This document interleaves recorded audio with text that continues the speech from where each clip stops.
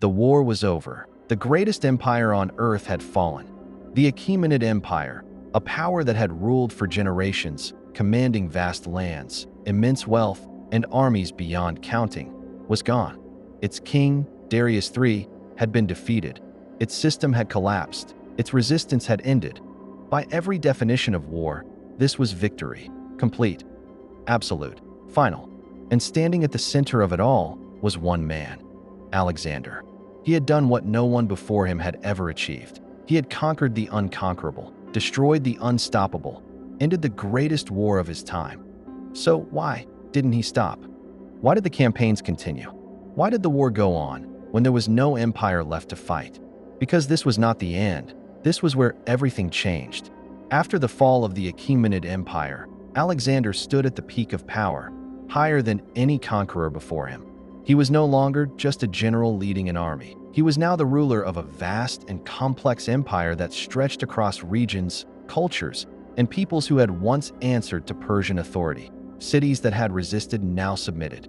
Resources that once fueled an opposing force now strengthened his position. The military system of Persia, once his greatest obstacle, had been dismantled and absorbed. From a strategic perspective, he had achieved total dominance. There was no equal power left to challenge him directly. No centralized force capable of resisting his authority. But conquest and control are not the same. Because what Alexander had taken was not simply land. It was responsibility. The Persian system had functioned through organization, administration, and long-established structures of governance. Those systems did not disappear when the empire fell. They remained, but without stability. And now, they belonged to him. The question was no longer whether he could win battles. It was whether he could hold together something that had taken generations to build. Victory had given him everything. But it had also given him a problem no battlefield could solve. With the fall of the Achaemenid Empire, the nature of the war changed completely. Before, the objective had been clear: defeat the Persian army, break its leadership, collapse its power. Now, that objective was gone. But the challenges were not. Because an empire does not simply transfer loyalty when it is conquered, it fractures. Regions that once obeyed Persian authority did not automatically accept Macedonian rule. Local leaders resisted. Populations questioned the new power. Cultural differences created tension at every level. What Alexander faced was no longer a traditional war. It was a struggle for control. This kind of conflict is far more complex than open battle. There is no single decisive victory. No moment where everything is resolved. Instead, it requires constant effort. Rebellions must be suppressed. Authority must be enforced. Stability must be maintained across vast and unfamiliar territories. From a strategic perspective, this is one of the most dangerous phases of empire building. Because the skills that win wars are not always the same as the skills that maintain power. And every moment spent holding the empire creates opportunity for resistance to grow.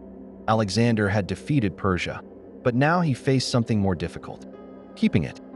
At this moment, Alexander had a choice. He could consolidate, strengthen control, stabilize the territories he had already taken.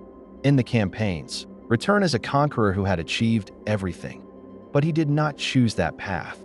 Instead, he moved forward. This decision was not driven by necessity. It was driven by perspective. Alexander did not see conquest as a final goal. He saw it as a process without limits. Stopping would mean accepting that there was a boundary to his expansion, and he did not believe such a boundary existed. His ambition had grown with his success. Each victory redefined what was possible. Each conquered region made the next one seem inevitable. There was also momentum. His army was experienced, disciplined, and victorious. To stop would risk losing that advantage. To continue would maintain it. And strategically, expansion served another purpose. By moving forward, he prevented enemies from organizing behind him. He stayed on the offensive. But this choice came with consequences.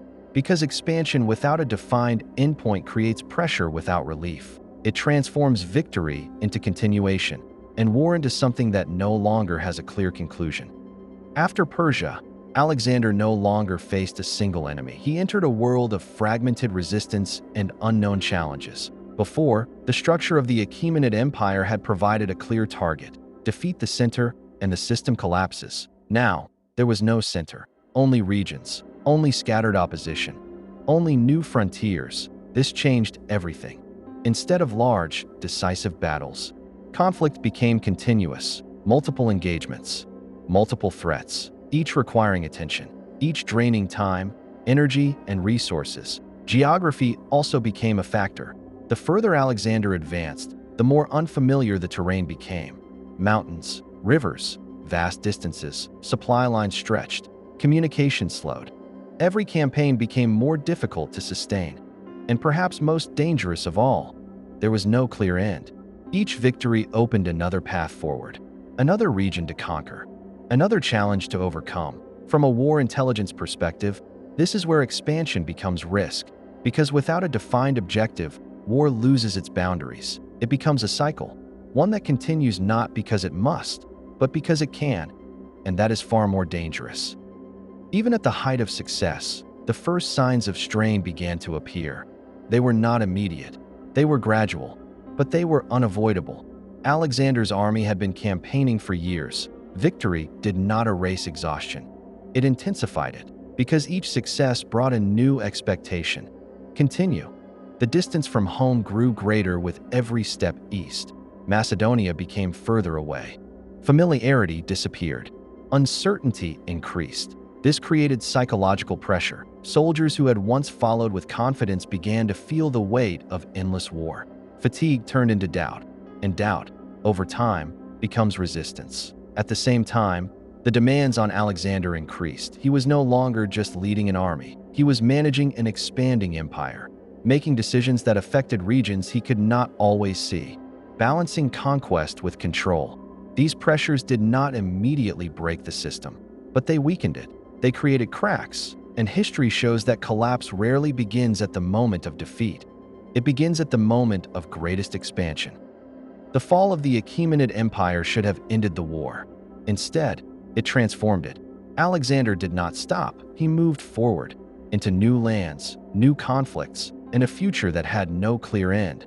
What began as a conquest was becoming something else entirely, because the greatest victories do not always bring peace. Sometimes, they create a war that never ends. Subscribe for more deep, cinematic war intelligence, where strategy, power, and history collide.